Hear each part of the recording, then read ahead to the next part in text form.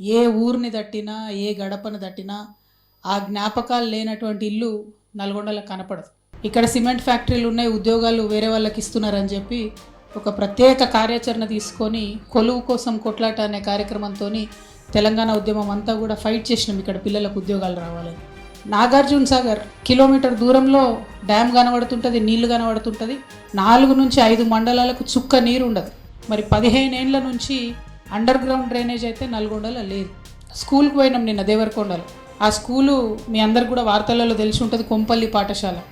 నీళ్ళు వస్తే మునిగిపోతే పిల్లలందరూ తాడు పట్టుకొని ఈదుకుంటూ బయటికి రావాల్సిన పరిస్థితుల్లో ముఖ్యమంత్రి గారు హైదరాబాద్ నుండి చెప్తారు కలెక్టర్లు అందరూ వారానికి ఒకసారి సోషల్ వెల్ఫేర్ స్కూళ్ళలో పడుకోవాలని.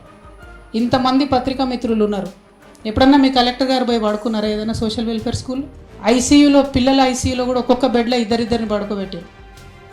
వాళ్ళు సేవ చేస్తున్నారు, డాక్టర్లు చేస్తున్నారు, నర్సులు చేస్తున్నారు. కానీ రాజకీయ నాయకులుగా మనం ఫెయిల్ అవుతున్నాం. నేను నిజంగా క్షమాపణ కోరుతున్నాం ఆడబిడ్డల్ని, మహిళల్ని.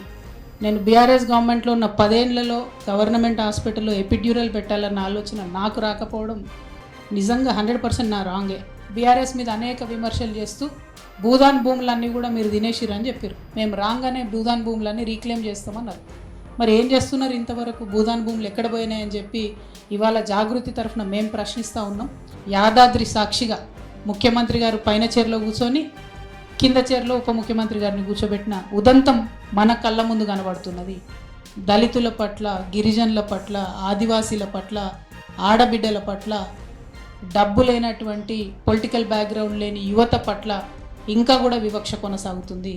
కోమటిరెడ్డి వెంకటరెడ్డి అన్న పెద్ద మనిషి అన్న నీకు నాకేం పంచాయతుందన్న, ఏందో మా పిల్లలు 2 బొమ్మలో 2 ఫ్లెక్సీలో పెట్టుకుంటే పొద్దుగల్లేసి అన్నీ తీసి పారేసిరాడు.